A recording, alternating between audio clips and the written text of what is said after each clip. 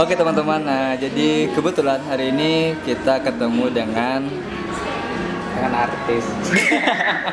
Assalamualaikum warahmatullahi wabarakatuh. Saat ini kita sedang berada di Basco Grand Mall guys. Dan hari ini kita akan bertemu dengan seseorang. Kita janjian ketemu dengan seseorang yang menurut gua ini cukup penting untuk kalian tonton. Oke, check it out. Open eye, feel the waves cut through me, hypnotized by the sounds I'm breathing in. Hold tight, chemicals collide. Hold tight, hold tight, hold tight. Apa ya? Tiramisu ada bang? Tiramisu ada. Ada. Yang dingin. Ah, yang dingin ya? Guysnya bang, yang dua tuh yang Hah? ada. Yang kadangnya bang? Yang kadang. Yang tiga bang. Oh, Pangmo. Kita ditraktir guys. Nih. Baru nyampe Padang udah kena palak. Dripping lights paint the skies, all because of you. Dripping lights paint the skies, only you. Oke teman-teman, nah jadi kebetulan hari ini kita ketemu dengan artis. artis lokal. Artis gagal. Karena gagal jadi artis, sekarang jadi penulis. Oh iya. Gitu. Kebetulan Mang Boy lagi ada di Padang, Sebenarnya sering di Padang, tapi sering keluar juga. enggak waktunya aja nggak ketemu gitu kan. Iya. Pas abang nggak sibuk, Briannya sibuk gitu kan. Pas Brian tak sibuk, abang nggak ada. Jadi intinya kita tuh sama-sama sibuk guys. Ya, maklum itu biar Oh, sagana. Nah, kita akan membahas proses kreatif dari abang ini. Kenapa sih kok bisa jadi penulis yang cukup disegani nasional ya? Udah sagan. nggak Gua. Abang kan sarjana administrasi negara. dengan pendidikan, Administrasi negara. administrasi pendidikan.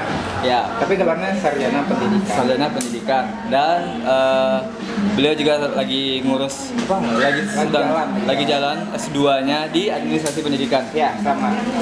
Nah, kenapa jadi penulis? Ya tadi karena gagal jadi artis. Karena gagal jadi artis. Serius, jadi dulu kan awalnya pengennya jadi artis. Pas tamat SMA mau ke Jakarta. Di sini banyak anak kecil. Iya, kita lagi syuting Sabar ya, kita belum punya tempat syuting yang bagus. jadi numpang dulu. Jadi dulu tuh Aja. pengen jadi artis. Pas tamat SMA, terus mungkin orang tua saya sadar ini anaknya nggak mungkin jadi artis, ini anak nggak tahu diri aja gitu. Akhirnya masukin kuliah. Dari kuliah semester 6-nya berpikir, wah kira-kira ini apa nih yang jalan itu udah akan dijalani gitu. Setelah dipikir banyak, karena saya tipe orang yang nggak suka diatur dan keras kepala, mungkin satu-satunya yang nyaman itu ya pekerja lepas gitu.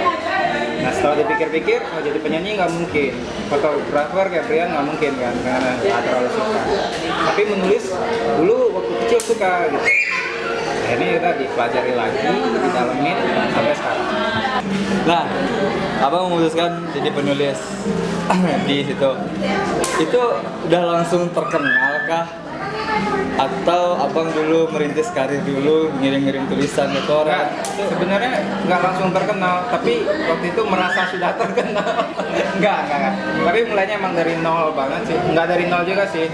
Mungkin dari 10 lah poinnya gitu. Kalau nol itu kan nggak mungkin. Gitu. Pasti kita SD belajar kan ya, dasar-dasar, SMA belajar gitu.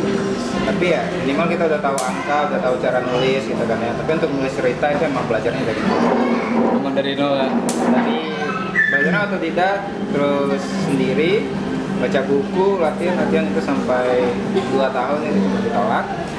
Dan buku pertama yang terbit mayor itu 2013.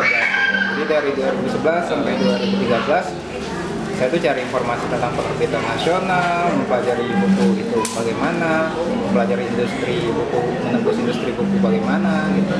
Oh, dulu juga bikin event untuk kepenulisan, datang ke penulisan, memang dimulai semuanya kayak gitu.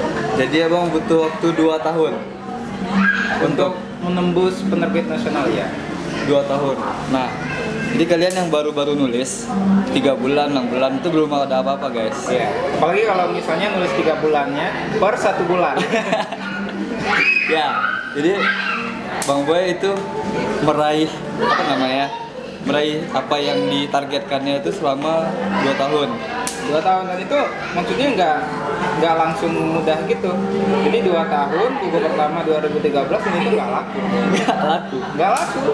Jadi cetak cuma 5.000 dan 1 tahun kayaknya nggak habis gitu. Dan masalah lainnya adalah waktu itu penerbitnya juga ganti haluan gitu. Jadi waktu itu penerbit buku pertama saya itu jadi nerbitin buku anak, kemudian buka lini baru untuk novel, otomatis saya kan nggak urus waktu itu. Nah 2014 nerbitin lagi 1 buku dan nggak laku juga.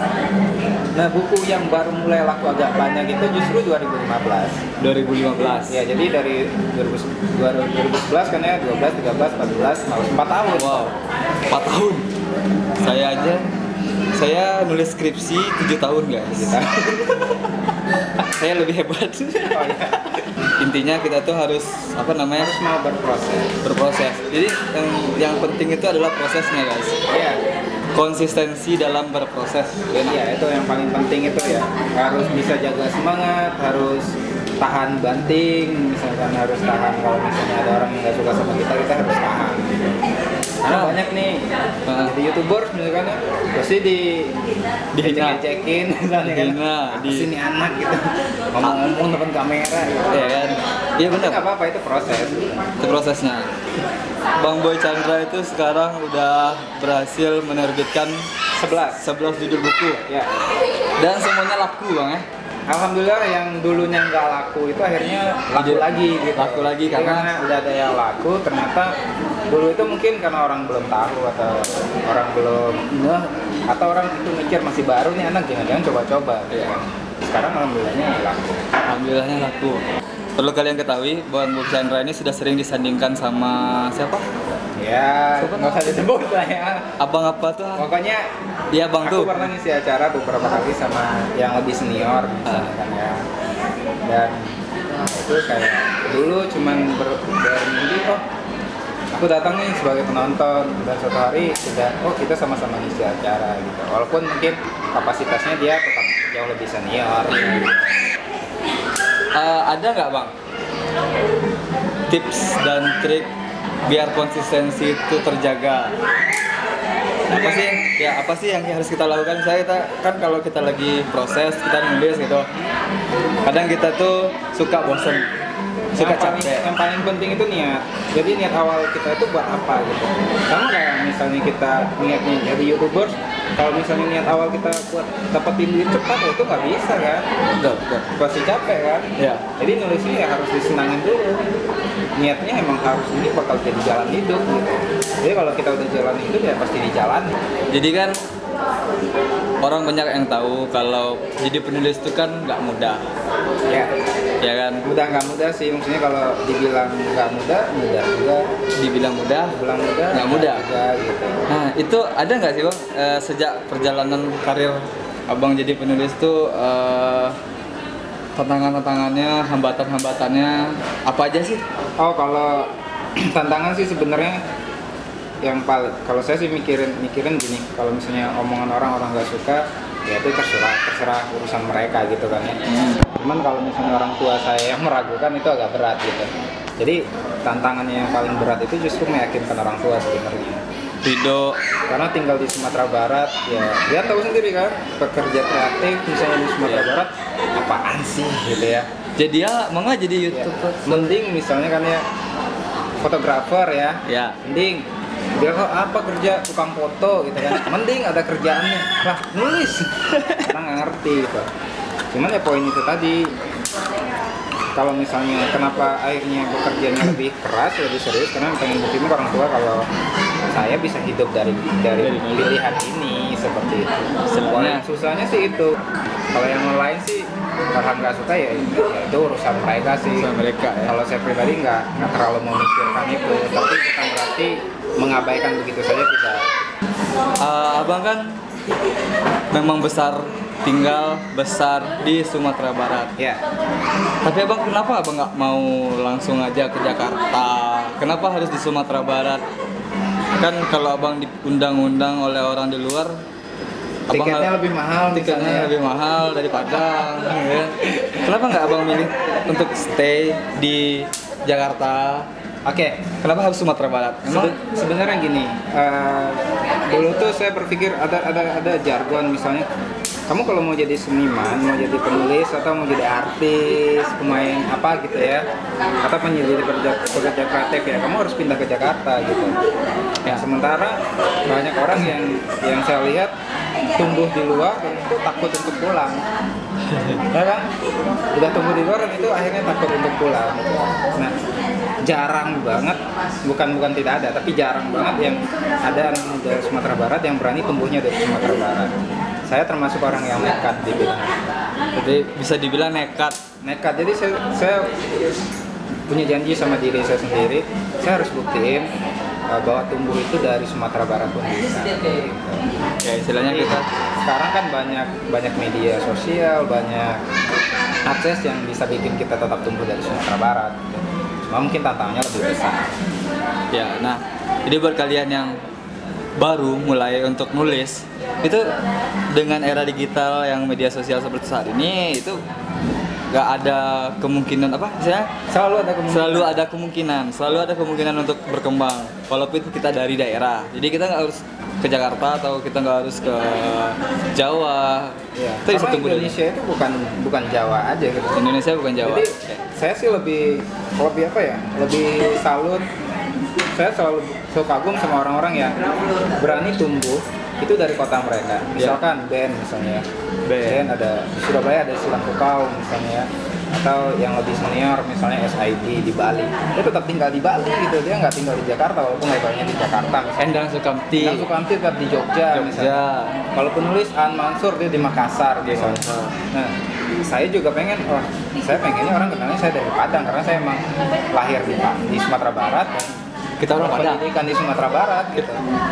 Gimana sih trik menghadapi, kan pasti goncangannya makin gede dong. Tapi gini, saya tipe orang yang nggak terlalu mikirin sih, oh saya harus terkenal bla bla bla bla, enggak sih. Saya tipe orang yang jalanin aja ya udah, yang penting saya berkarya, memperbaiki karya saya. Ya, memikirkan konten saya, memikirkan hal-hal untuk membaca saya yang lebih baik. Jadi kayak misalnya hal-hal orang yang nggak suka nggak terlalu saya pikirin gitu ya. Karena otomatis aja sih misalnya kalau misalnya di Padang itu kan ada istilah sebanyak yang suka, sebanyak pula yang tidak gitu kan. Ya, itu kan wajar aja. Jadi ya udah gitu, nggak usah dipikirin. Ya, Jadi nggak usah dipikirin. kalau kalian mulai bergerak di apapun bidangnya itu gak usah pikirin orang lain. Ya karena pasti ada yang nggak suka. Pasti ada yang nggak suka. Pasti ada yang nggak suka. Haters gonna be haters kalau kata anak-anak zaman sekarang ya. Iya, jadi kadang-kadang orang itu nggak suka karena mungkin belum kenal. Ya, benar. Itu aja sih, karena belum pernah ngobrol, Belum pernah ketemu. belum pernah ditraktir kopi misalnya. Nih, traktiran kopi. Oh ya iklan. Jadi karena kalau misalnya kita belum tahu sama orang, bisa jadi kita nggak suka sama dia karena kita belum tahu. Kalau udah tahu bisa jadi teman atau gitu. Iya, benar. Apalagi kalau cuma dengerin omong-omongan Iya. orang, aduh. Don't judge the books by the cover. Iya. Itu bener banget ya. Karena kalau lo belum kenal sama orang itu, Satu lagi, nggak itu sih Iya. sekarang. Jangan nilai pacarmu dari omongan mantannya. wise. Iya nak. Ya kan? Pasti yang dibilang yang jelek-jelek aja kan? Gitu. Oh, bener banget nih.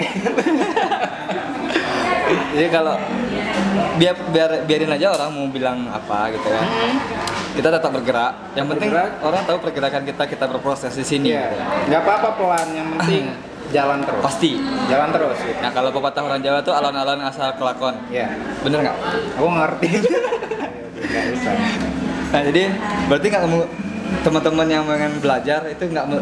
Saya nggak belajar sih, maksudnya Pengen bertukar tahu. pikiran boleh. Pikiran dengan abang ya? Udah, ayo ngopi misalnya kan ya. Atau DM aja Instagramnya. kos misalnya boleh aja. Jangan ada waktu. Kalau sama ada waktu nggak ada masalah. Ya. Jadi kalian jangan datang ke kos abang nih ketika abang ini lagi di Jakarta. Ya, jangan. Soalnya nggak ketemu. Ya, nanti kamu ditagih uang kos. Kamu siapanya dia? Kos, ya. Kamu siapanya dia? Soalnya saya belum bayar uang kos kan, ditagih. Ternyata guys, permasalahan anak kos tuh di mana-mana sama ya. Sama. Ditagih. Bukan gak ada duit. Hah? Bukan gak ada duit. Bukan gak ada bayar. duit. Tapi malas. Soalnya kalau dibayarin nanti gak makan. Iya. Bener.